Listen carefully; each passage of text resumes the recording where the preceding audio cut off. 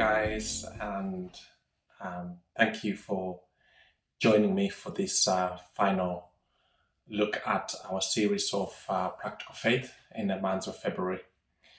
Today, I'll be focusing a little bit on loving your neighbor and being Christ in your community. Now, many years ago, I remember moving into my first house away from the family house. And one thing that I was so excited about was to have my own neighbors.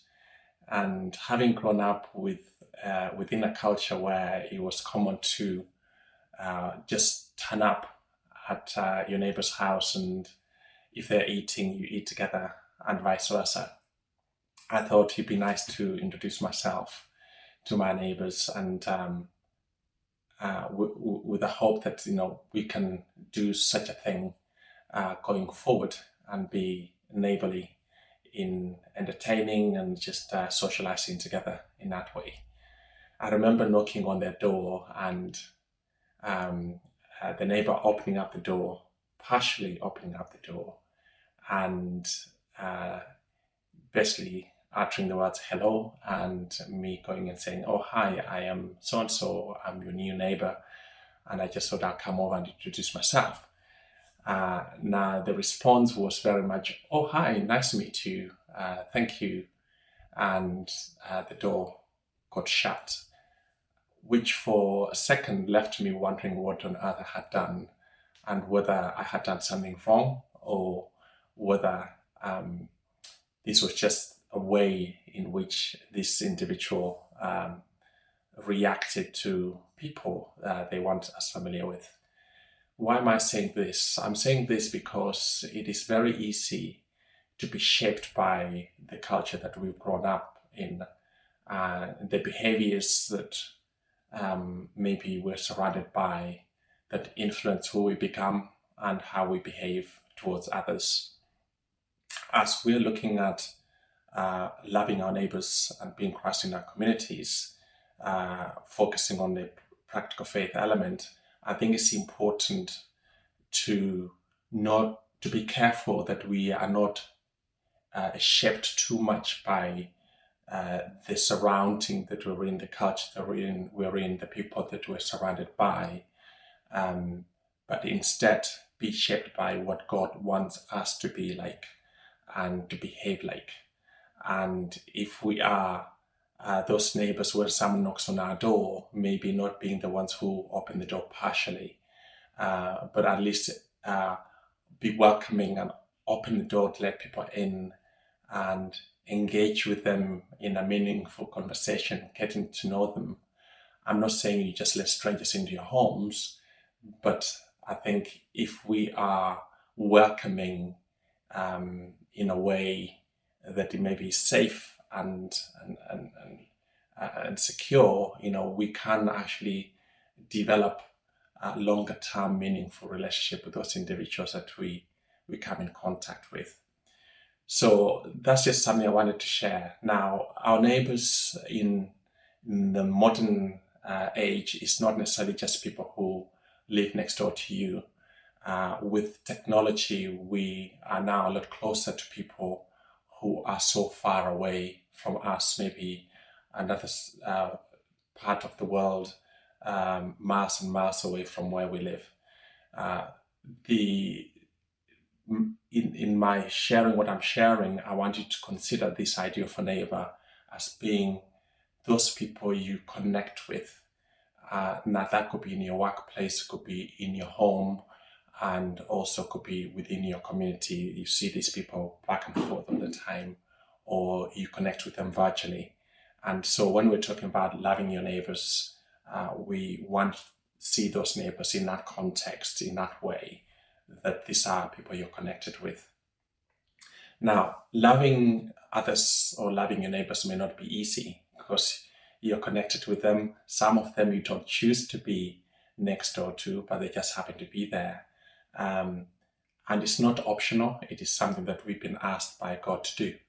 So it's not an easy thing to do sometimes, but we need to make an effort to reach out and be loving towards them. In the same way that obviously God has shown love to us, you and I, we need to try and show that love to others in the same way that he has done. I'm going to read the book of Matthew, chapter 22, verse 34 to 40. I think if it's anything you take away from my brief talk, I hope you can take away this reading, because it's all about love, and this is what we're being asked to do in the scriptures. Hearing that Jesus had silenced the Sadducees, the Pharisees got together. One of them, an expert in the law, tested him with this question: "Teacher, which is the greatest commandment in the law?" And Jesus replied, "Love the Lord your God with all your heart, and with all your soul, and with all your mind. This is the first and greatest commandment. The second is like it: love your neighbor as yourself. All the law and the prophets hang on these two commandments." So as we see that, and I want us to dwell on this a little bit, the first thing that we need to try and do is to know who God is and to love him wholeheartedly, unconditionally, with everything that we have. He is our Father, he is our Creator, he is the reason we are who we are, that we exist. And he loves us so much that Christ died on the cross for you and I, because of that deep love that he has for us. So first of all is loving the Lord your God with everything that you have, without choosing, without being forced to, but genuinely deep within, loving him first and foremost. It is through doing that that everything else, all the other doors are opened, that we can begin to understand what love is like, so we can actually start showing that towards others, and also beginning to appreciate who we are, and loving who we are as individuals who are his creation. So first of all, love, get to know him, put him first in everything that you stand for. Put him first in the way that you begin to express that love towards others. Put him first so that we can learn how you can actually express that love towards others. And then the next part, which is quite important, it says, and the second is like it: love your neighbor as yourself. This is kind of playing with words. It's kind of flipping the words the other way around. Love your neighbor as yourself. So the first bit of that is that we need to love ourselves. Now, it's not about being selfish, being self-focused, but it's appreciating this individual that God has created, who is a reflection of who God is. So first of all, I know who God is and I love him, show my love to him wholeheartedly. Now, if I know him, I know that he created me, he made me, he made you, he made everything else that we are surrounded by. So I need to appreciate his creation, and I am one of those who is his creation.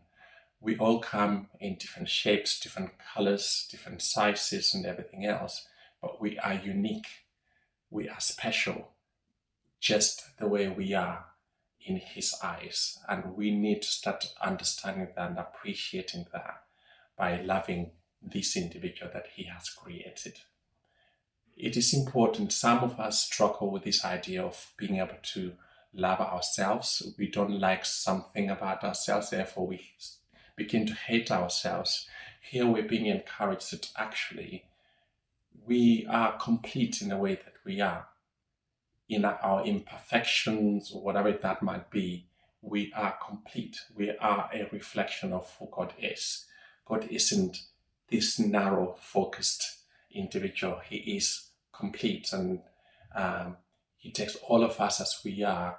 You know, he created you, he created me, he created all those people that we see around. So we are his image. No matter what we look like, we are his image. And it doesn't mean that we don't have any troubles for our own issues that we have, but we need to step back and say, actually, I am a miracle. I am something special, someone special. I am unique, and He created me just the way I am. So I need to appreciate and love who I am. And then the second part of that, which then says, love your neighbor as yourself. So now we know who we are. We've loved ourselves. Now we need to take that and express the same love that He has expressed to us in the way that we've seen ourselves, to express it to those people we are surrounded by.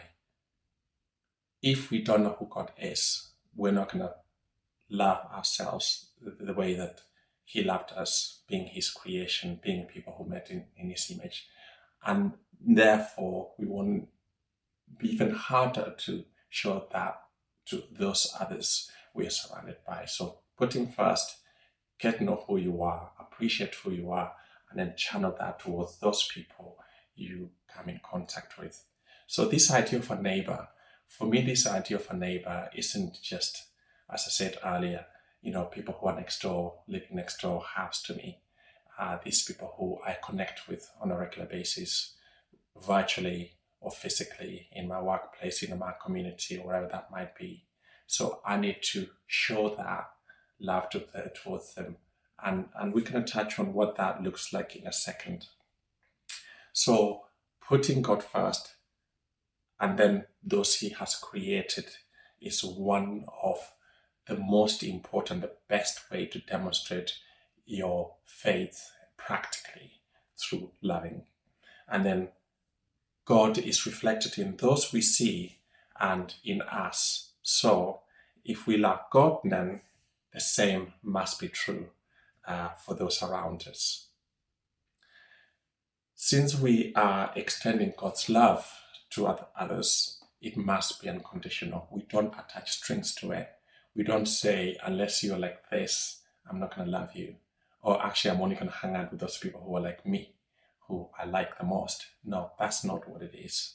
God's love is unconditional. Remember, we put Him first, and then we reflect that in who we are and in our actions, in our actions, and then channel that out towards others. So extending love to your neighbor is extending love to your community. A community is made up of different individuals, and our neighbors are part of that community. So you are demonstrating who Christ is through loving that individual, which then extends into the community that you live in or you're connected to, and doing the same thing. Some of the things we do or should be doing is showing justice and mercy, speaking for those who can't speak for themselves, for example, and forgiving those who have wronged you, and those around you who may have done something or need something and they are unable to do it on their own. We step in and be that help that they need. We do what Christ did for us, stepped in when we needed that help, and He stepped in to bridge the gap and be that help that we needed. And He died on a cross because of that love that He has, that deep love that He has for you, that He has for me. Leviticus chapter 19, verse 9 to 17 has some of the other key things that we could be doing, some of the practical things that we could be doing. I'm just going to call some of those words out. So in verse 9 it says, talks about sharing your harvest with the poor. This is an expression of a practical expression of your faith. How can I love this individual? Actually, I may not have time, may not do this, but I have something that I can share with them. And it doesn't mean that poor as in poverty. It might just be they don't have something and they could do with that something, and you have it, share it with them. That's a practical way of doing it. Do not steal or lie to someone. Yeah, it's not necessarily a giving thing, but it's taking something away from someone or giving false information to someone. Actually, in a practical way, let's do the opposite. Let's not be people who take away from people. without their knowledge. Do not oppress or rob your neighbor. To be a good neighbor is about caring, about loving, about supporting, about being there for one another, rather than, taking things away, robbing them, or just being difficult. Let's be a peacemaker. Let's be a people that open our doors to our neighbors, to those people who pass by, the people who knock on the door. Let's be the ones who open the door fully, not partially. And as I said earlier, that helps us to engage and develop relationships, get to know people more, so that we can also practically support them where there's a need. You shall not curse the deaf or put a stumbling block before the blind. This is quite important. I talked about culture earlier, and we can be shaped by the things that go on around us, and sometimes in a negative way, and start doing things that are not helpful for this other person, or it could be at work, could be just within your community, could be within your neighborhood, could be whatever that might be. We start doing things that are not helpful. We're being encouraged here not to be a stumbling block. Let's not put something in place that's going to cause someone else to struggle, to suffer, or to fall. Where there's a need, let's be that help rather than a barrier. And that's an important thing to bear in mind. Judge righteously, do not slander, do not hate your brother in your heart, rather than demonstrating on the outside that I hate someone. Even on the inside, we can have those feelings that are not helpful. Let's not be those people who hold things internally. As it says on verse 18 says, not take vengeance or bear a grudge. Let's not hold inside things that are not helpful, that are not useful. It's like holding on to a poison that's going to eat you from the inside. Why hold on to it? It isn't helpful. Instead, be a peacemaker. Be a person that engages with someone and has a chat with them. And even if there's a difficult situation, talk about it. So be that person who reaches out to the other one, knocks on the door and say, hey, I've seen this. How can we resolve this issue? How can we bring a peace within our neighborhood, within our community, within our workplace? Be that person, the go-to person. I was once told, and I've been told this a few times, that I am maybe too positive, and my positivity has been taken sometimes to imply that maybe I'm not being as helpful as I should be, or I'm not taking things as seriously as I should be. I take that as a positive, whereas others see it as a negative. I take it as a positive. Let's be a positive people, even when times are difficult, when the situations are really hard. Let's bring in a positive thing. Let's figure out how we can do this in a positive way. Sometimes being so negative can drag us down and hold us down even more, and maybe drag the other person down. But be that positive person within your community, within your neighborhood, within your connections. That helps other people have a reason to go about and do something that they would otherwise not do, because they're feeling so low and feeling down. So love your neighbor as yourself, but have God first at the center, at the top. If we get our relationships with Him first right, then we will know who we are as His children. We'll start appreciating who we are. We'll start loving who we are. And then we extend the same towards others in our neighborhoods, in our communities, or those we are connected with, whether it's physically or virtually. It is important that we can do that. I hope that, as you've looked at the practical aspects of faith this month, you have gained something from the various talks that you've engaged with. This is by no means the conclusive list of things we could do. This month was just touching on the surface, so I'll encourage you to watch the various videos again, and maybe look in the scripture and talk to God more on the things that you could be doing in practice to help or to connect with people within your community and in your neighborhoods. But the central message is love God, love yourself or appreciate who you are, and then love those people you come in contact with. We are made in God's image. If Christ died on the cross for us because of that unconditional love, then we can do something for others that we come in contact with in an unconditional way, loving them as well. I hope you be encouraged, and I hope you will take this and be a blessing to someone the next day, the day after, the week after, or vice versa, and so on. Be a blessing to someone else. Show them that you care. Show them that you love. Surprise them. Make something, make a dish and hand over to your neighbor, the one who you're physically connected to, next door to yours. Surprise them. Do something they weren't expecting. Take a bottle of wine, maybe schlur, or maybe just drop off some eggs or whatever it might be.